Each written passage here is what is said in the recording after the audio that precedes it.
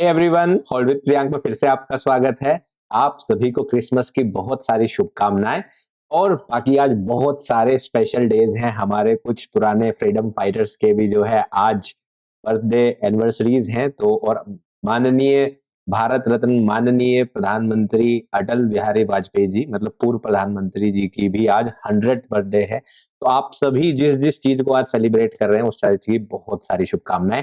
मैं Priyank Sharma hall with Priyank में आप लोगों का स्वागत इसलिए कर रहा हूं क्योंकि हम बात करने वाले हैं 26 दिसंबर 2024 यानी कि दिन बृहस्पतिवार को मार्केट में क्या होने की संभावना है। तो सीधा चलेंगे चार्ट पर। बट एक डिस्क्लेमर जरूरी है, ध्यान रहिए, मैं एक सेबी रजिस्टर्ड रिसर्च एनालिस्ट हूं, लेकिन ये वीडियोस मैं सिर्फ और सिर्फ एजुकेशनल इंफॉर्मेशन के लिए आप लोगों के लिए बनाता हूं। जो भी लेवल्स मैं आपको प्रोवाइड करता हूं उन पर अपना खुद का रिसर्च कीजिए, तभी आप उनको अपने ट्रेडिंग सिस्टम में इंक्लूड कीजिए।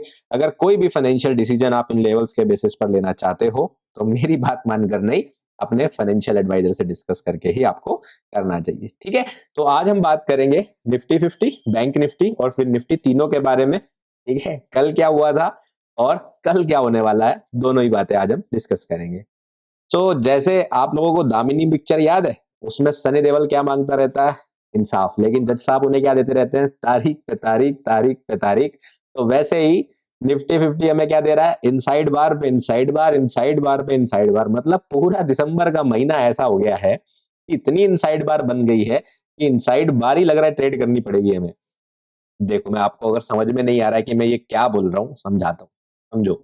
यहां अगर हम ध्यान से देखें तो आप देखो, पहले ये एक बड़ी कैंडलस्टिक बनती है। ये कैंडलस्टिक बनते ही मैं आप लोगों को क्या बोलता हूं कि भाई मार्केट ने ये काम पहले भी किया और इसके बाद मार्केट ऊपर जा सकती है। अगले दिन मार्केट गैप अप खुलती है, हमें खुशी होती है कि चलो गैप अप खुल गई, शायद हमारा प्लान काम कर जाए। लेकिन मार्केट क्या करती है? इस कैंडलस्टिक के अंदर ही एक साइडवेज टाइप की कैंडल बना देती है, पूरा दिन साइडवेज रहता है।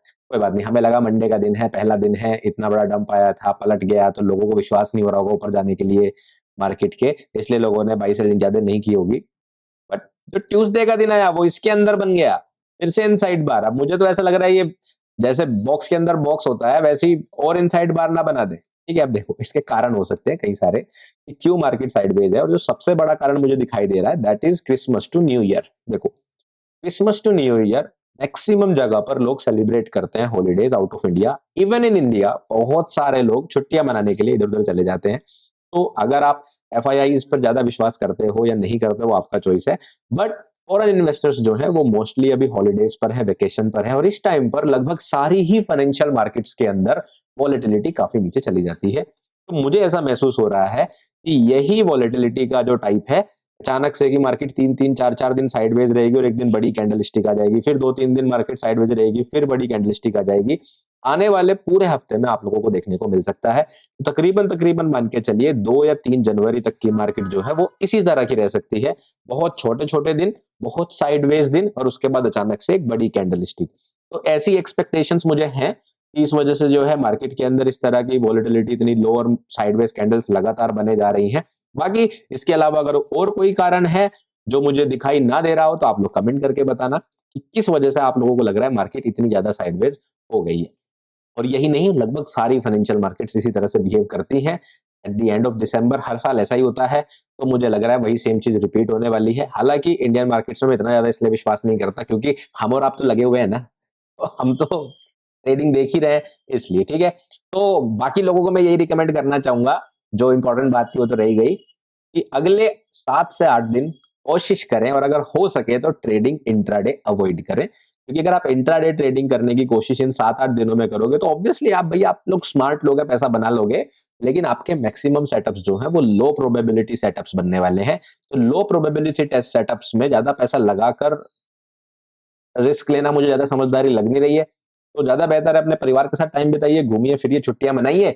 लेकिन अगर आपको ट्रेडिंग करनी है तो आइए, मैं बताता हूं कल क्या होने की संभावना है। ठीक है, तो सिंपल सी बात है, मार्केट ने लगाया इनसाइड बार, तो हम वापस से सेम सिनेरियो में आ गए कि नहीं पता किस साइड जाएगा। बट हम अपने मेन बायस पर रहेंगे जो हमने संडे को बनाया था। वो क्या था कि हम बुलिश रहेंगे कहां तक? इस गैप के फिल होने तक। हमें यही प्लान करके रखना है कि मार्केट इस बीच में ऊपर नीचे जरूर होती रहेगी, लेकिन मार्केट को यहीं जाना है। अब ऊपर जाने से पहले मार्केट क्या कर सकती है? हो सकता है पहले इस तरह नीचे गिरे और फिर ऊपर चली जाए। बस ध्यान क्या रखना है, ये वाला लो नहीं ब्रेक होना चाहिए। अगर ये वाला लो ब्रेक हो गया, ये लो ब्रेक होने के बाद फिर तो आपको मान के चलना है कि मार्केट जो है सीधा इस लो को टारगेट करेगा।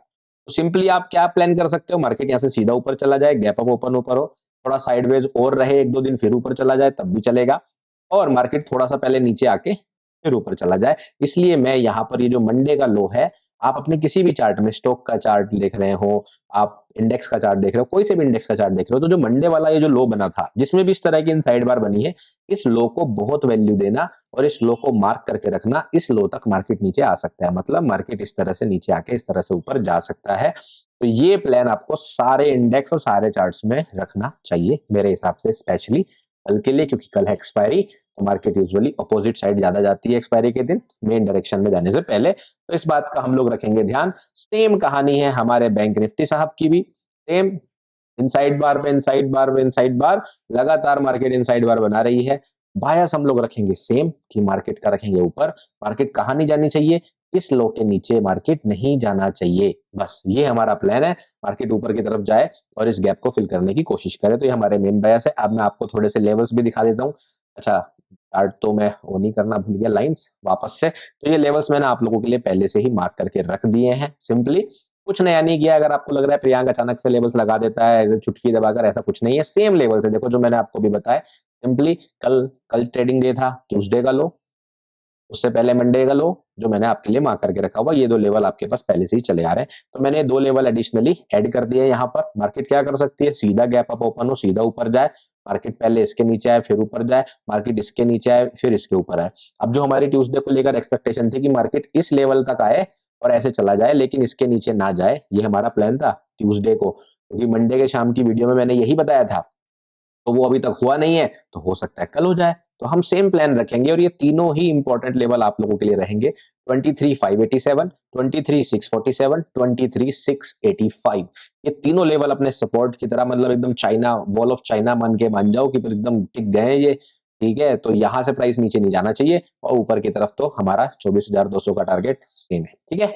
अब इसी तरह से हम लोग चलेंगे बैंक निफ्टी में 15 मिनट के चार्ट पर, और सारे लेवल्स चेक करेंगे। लेवल्स कहाँ है, यहाँ है, लेवल्स ये रहे। तो सेम लेवल्स मैंने जो है बिल्कुल उसी तरह से निफ्टी 50 की तरह से मंडे का लो, ट्यूसडे का लो मार्क करके रख लिए हैं।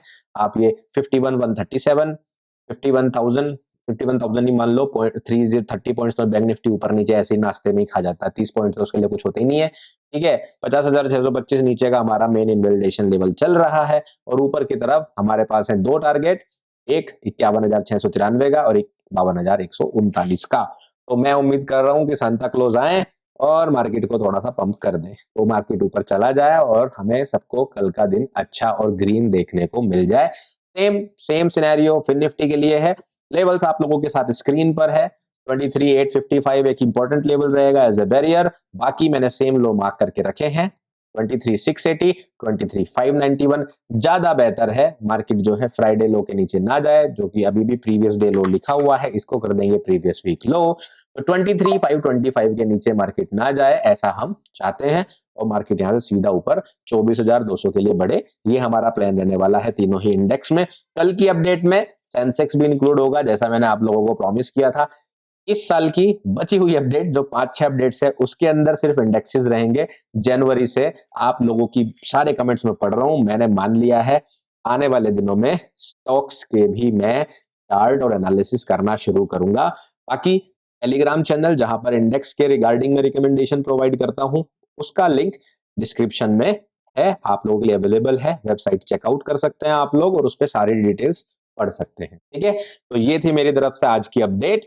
आशा करता हूं आप सब भी सारे त्योहार और जो सेलिब्रेशन का डे है ये बढ़िया से सेलिब्रेट करें, अपने परिवार का ध्यान रखें, अपना ध्यान रखें, और इस वीडियो को लाइक और सब्सक्राइब जरूर करें। Thank you so much, bye bye, take care.